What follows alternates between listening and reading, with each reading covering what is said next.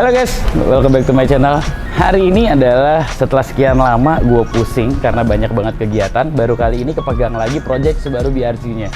Kalian udah tahu dong gue ada di mana, dan beruntung sekali karena gue lagi berada di garasi drift dan kebetulan ada Dipo. Hai, halo.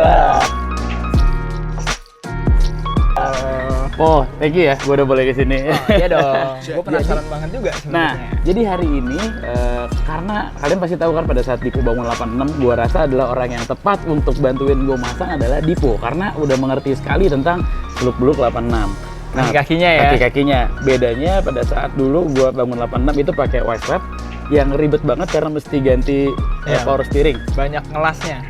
Lu ganti power steering kan? Gue pakai Silvia punya kan? Silvia punya, jadi dia emang udah sediain semua. Betul, semua ininya udah dipasang besi-besinya lah. Kebutuhan kita buat ngelas, tapi ya itu dia harus ngelas. Harus kan? ngelas. Nah, sekarang ini gue mau coba hal yang berbeda. Gue nggak mau terlalu banyak ngerubah bentuk asli bawaan mobil, karena kan basically kan kita akan pakai mobil ini aja nih, stok standar gitu kan. Gimana caranya supaya angle-nya makin gede? Ada dua jenis angle kit yang udah kita siapkan. Yang pertama dari FDF Auto ya? FDF Auto ya? FDF Race Shop. Yang kedua dari Kazama Auto. Auto. Nah, ini dari dua berbeda, dan kita akan ngelihat juga ntar perbedaannya seperti apa. Tapi yang menarik adalah karena ini dua-duanya sama-sama tidak ganti steering rack. Oh iya. Jadi tetap menggunakan stok si elektrik, pakai IPS-nya bawaan dari BRZ-nya. Nah, gimana kita mau merubahnya? Kita lihat aja. Po, izin bantuin gue ya. Ayo, kita bongkar-bongkar. Kita mulai sekarang. Siap.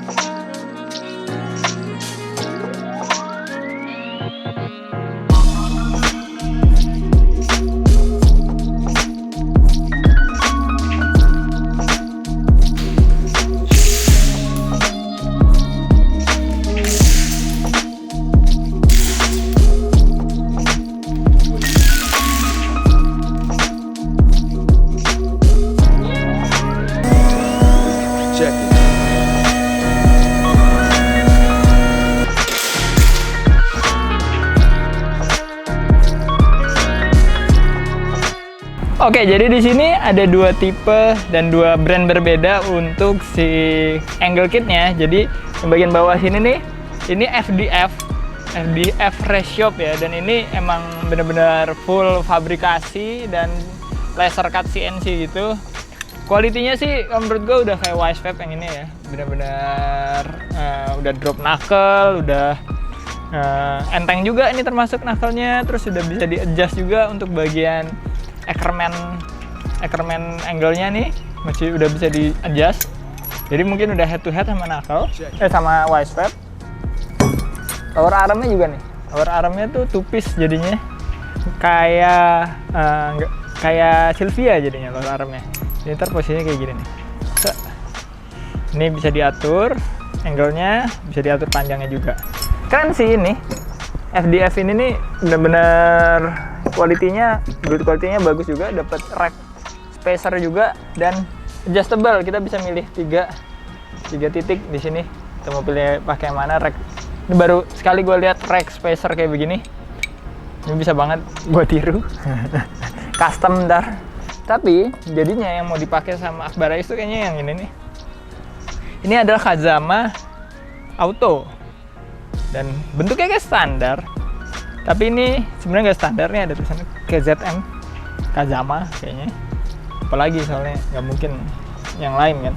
Dan ini udah angle-nya sama geometrinya nggak bisa di adjust, udah fix, tapi kayaknya udah patah angle-nya dan dapat lower arm yang bentuknya juga kayak standar.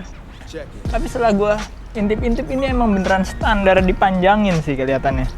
Ini di sini nih kelihatan kayak ada bagian yang dirapihin buat ngelasnya. Ini kayaknya standar dipanjangin aja, tapi nggak apa-apa, justru malah standar dipanjangin tuh masangnya jadi gampang banget. Posisi kayak gini ntar.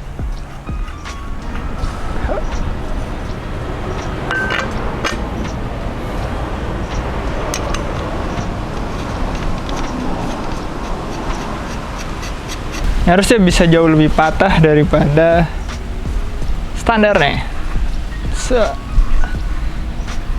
Ya, sekarang kita pasang aja nih. Gue penasaran sih. Ya benar, ternyata lower armnya jauh lebih panjang daripada yang standar, tapi bentukannya sama persis. Dan ternyata standarnya si BRZ ini udah aluminium ya, si knuckle-nya. Bagus juga ternyata. Yang ini besi. Dan ini kelihatan banget beda titik buat si tie rod-nya, jadi pasti angle-nya juga jauh lebih gede yang baru ini. Kita pasang aja nih langsung.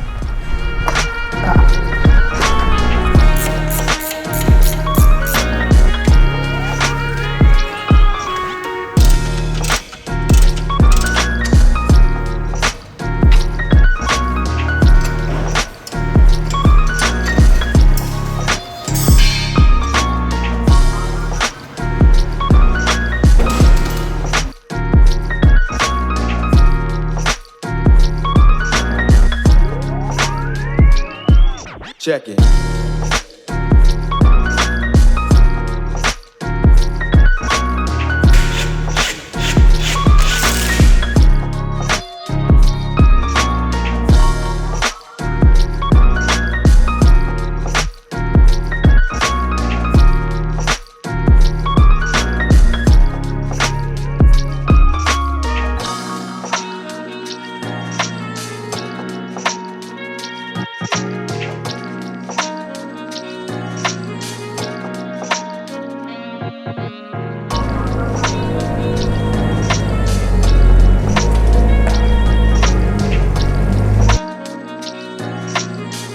Nah, akhirnya, thank you banget ya.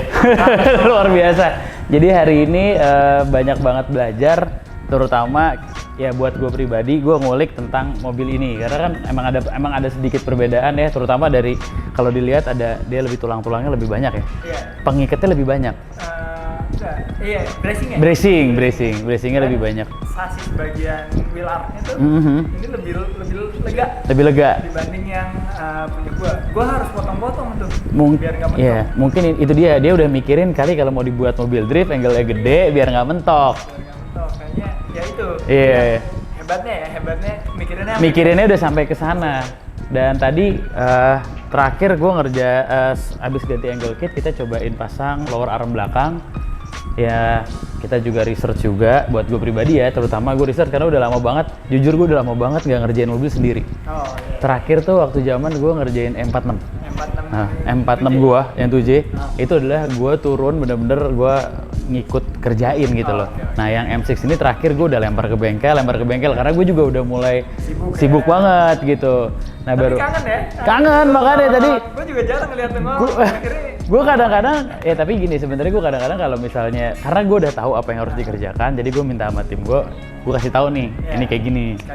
Kalian belajar, mereka belajar supaya bisa cepet. Tapi kadang gue gatel juga kalau misalnya ada yang kok susah banget sih, kayaknya gue gampang gitu. Kayak tadi kan gitu nyari posisi lubang tuh kayaknya mereka susah, gue tunjukin bener karena gue melakukan itu tuh dari dulu tuh di mobil.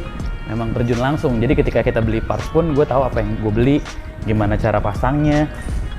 Mungkin itu gue banyak belajar lah, ya kayak lo lah, gue banyak belajar, apalagi pas ngelihat Dipo bangun 86-nya, gue selalu nonton itu loh, lo bikin 86 lo tuh gimana, dan gue sampai kayak gue belajar semua, intinya lo, belajar semua itu. Lo update di story aja, gue penasaran, gila itu rapi banget ya bikinnya ya kan.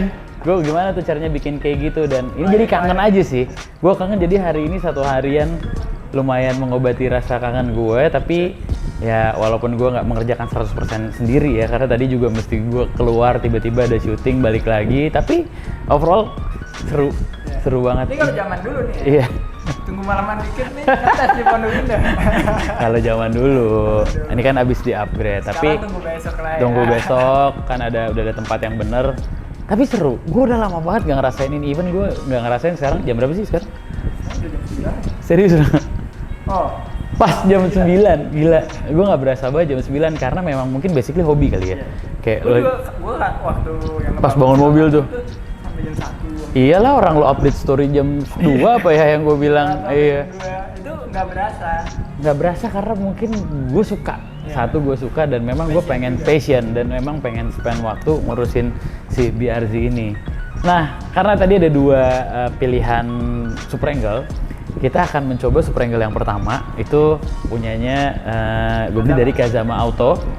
Kalau dilihat sekilas tadi mungkin udah dijelasin mirip kayak original dan masangnya pun juga nggak ribet. Tapi kalau kita lihat yang punya FDF itu super ribet banget ya. Kayak bracing sebagian nggak bisa dipasang gitu. Karena harus ada yang dipotong. Gue ngelihat juga harus ada yang dipotong dan harus ada yang dilas. Tapi secara komposisi dari struktur dia punya angle kit, gue bisa ngerubah banyak banget tuh kalau dilihat. Bisa Ackerman. Ackerman-nya ada 3 pilihan ya. Ada 3 pilihan. Ada cambernya juga pasti bisa lebih. Cambernya lebih dan dia camber plate. Camber plate-nya tuh dari FDF-nya loh. Kan biasanya camber plate dari coilover kan. Ini dari FDF-nya dan menurut gue juga dapat sih. iya kan? Karena dia pasti keluar banget. Nah, itu juga salah satu alasannya kenapa gue pakai Kazama Auto dulu, karena kalau pakai FDF keluarnya itu bisa 5 cm sampai 7 cm. Lo harus pakai body kit. Harus pakai body kit. Nah, lo bayangin aja ini aja kita keluar mungkin dari yang tadi gue originalnya mungkin keluarnya sekitar 1 cm ya. 2 cm lah ya. Memang gue belinya memang untuk keluar 2 cm biar supaya fitmentnya agak sedikit pas. Tapi gue masih gatel bisa dikeluarin dikit lagi. mainin velg aja. Kayaknya bisa dimainin velg, offsetnya kita cari yang lebih kecil lagi gitu. Karena tapi kalau, nah ini juga penting juga nih. Kalau gue kasih offset yang kecilan, dia bisa mentok sama dalamnya. Gitu. Jadi memang udah ada minimumnya. Jadi harus sesuai tuh. Sesuai. Rekomendasi si angle kitnya. Si angle kitnya. Jadi kayak yang di WhatsApp tuh ada. Ada kan, lebarnya sama offsetnya kan. Berapa? FDF pasti ada. Pasti ada. Kazama juga pasti ada. Nah, Kazama ini kebetulan gua ini tektokan sama Ken Gusi, salah satu drifter ya terkenal dan jago juga, suka ngulik juga. Dan enak banget loh, dia berbagi ilmu sama gue. Even gue kan yang Kazama ini kan gak ngerti bahasa Inggris kan, jadi gue susah banget untuk kontaknya. Dia yang bantuin sampai oke, pokoknya temen gue di alamat ini dianterin ke sini, ntar gue bayar langsung sampai dia bantuin gitu. Dan kemarin di Toyota Salon dia jadi translator kita buat pas beli Kazama Auto. Si Ken Gusi. Oh iya. Ken Gusi yang translated. Dia emang baik sih, dia baik dan dia mau sharing loh. Kayak gue dikasih tahu, oh lo offsetnya paling maksimum adalah plus 38 kalau di lebar 7,5 karena bakal mentok. Gue nggak ngebayangin dia mau ngasih tahu gitu. Menurut gue nggak semua orang tuh mau ngasih tahu tuh, gimana sih setelan lo apa segala macam gitu. Di G5-nya sih kok semua preloadnya itu dari Kazama, dari Ken Gusi. Dari Ken Gusi. Dia juga ngasih tahu. Tuh dia, jadi seneng banget gue ngelihat apa kalau teman-teman tuh suka bagi-bagi ilmu. Jadi mudah-mudahan project ini bakal seru, tapi nanti gue akan nyobain mobil ini segede apa sih angle-nya dan kira-kira bisa nggak pakai buat kompetisi nih. Itu yang paling penting. Gue rasa sih sebenarnya kalau tadi kita lihat angle-nya dibuka udah lebih patah dibanding standar. Karena standarnya kan dikit sekali. Itu pertanyaannya. Apalagi kalau misalnya nanti ketemu mobilnya Iko yang angle-nya begini kan, kita bakal bisa ngikutin nggak tuh? Atau bisa melintir justru kan? Karena kan kita nggak tahu. Tapi nanti kita akan coba. Pokoknya Dipo juga harus nyobain karena penasaran. Kemarin gua pakai mobil ini melintir. Nah kita lihat nih. Abis ini kita ganti angle kit, kira-kira masih melintir atau enggak? Tapi harusnya sih enggak ya. Harusnya apa? Karena udah lebih besar daripada yang standarnya. Anyway, thank you banget Po. Gua happy banget bisa ngerjain mobil di garasi drift. Jadi buat teman-teman, nih customer pertama loh. Bilang open for customer ini. Tapi mungkin ya Po ya, kalau misalnya lo suka ngulik, suka ngerjain, kenapa sih lo nggak buka bengkel? Salahnya, mobil-mobil di atasnya belum selesai. Belum selesai. Iya. Dikasih tanggung jawab sama orang lain. Iya. Makin gak kelar itu. Makin bener juga sih. Yang ada netizen lu ntar makin mana nih mobil, mana nih? 14. Ntar di ini lagi, dihujat lagi. Jadi nama drift pick lagi nanti jadinya. Jadi hukuman gua makin banyak gitu. Iya. Yang gue di sini tadi seneng banget, happy loh gue ngerjain di sini, nggak tahu kenapa. Abis waktunya tuh kayak nggak berasa. Adem juga, ada AC, terus nggak berasa kotor karena nih ininya bagus banget nih. Kayaknya ini bakal jadi, gue bakal pengen beli ginian. Ya lumayan nih, maksudnya tetap lu kalau lu duduk di bawah pun juga nggak kotor ya. Karena kotoran tuh masuk ke bawah semua. Surface ini tetap bersih ya, karena kotorannya ke bawah. Gua mau nih kita pasang nanti di rumah buat nyobain. Dan yang paling penting karena ada lift jadi lebih memudahkan. Tapi mekanik gue memang agak-agak aneh. Dikasih lift supaya tinggi biar lebih enak, dia ngerjain di rendah tiduran.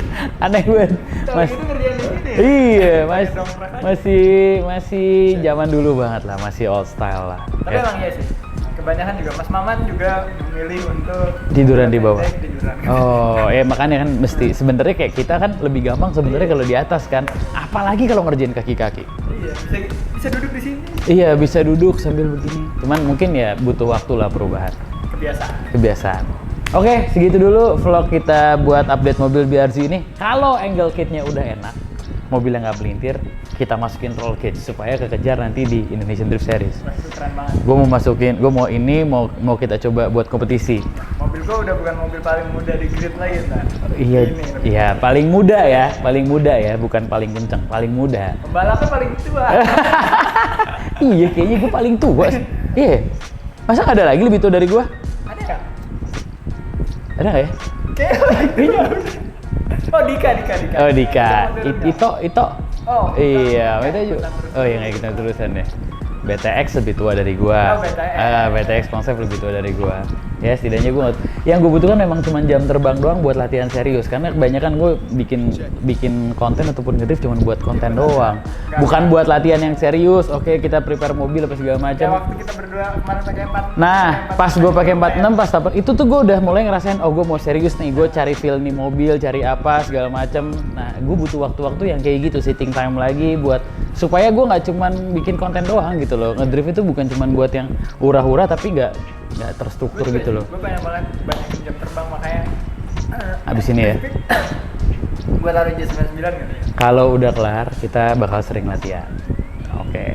Ya udah, Po, thank you sekali lagi. Thank you. Udah ngerepotin dan udah Gue senang juga kok. gue dibeliin makan lagi di sini. Luar biasa loh. Gue datang ke sini bukan gue yang beli makan, gue dibeliin makan. Ya ini Thank you. sebenarnya nggak boleh keluar aja mobil. Ya udah, segitu dulu teman-teman. Thank you udah nonton. Jangan lupa nanti kalau mobil ini udah kita bawa ke sirkuit, nonton lagi biar kelihatan. Nonton di DS langsung tuh beda. Nah, nonton langsung itu Walaupun juga ada berbeda. live-nya Iya, walaupun ada live tapi datang langsung tuh sangat beda sekali sih. Ya udah, semoga mobil ini kekejar buat IDS Min. dan ya udah segitu dulu. Bye bye. Dadah.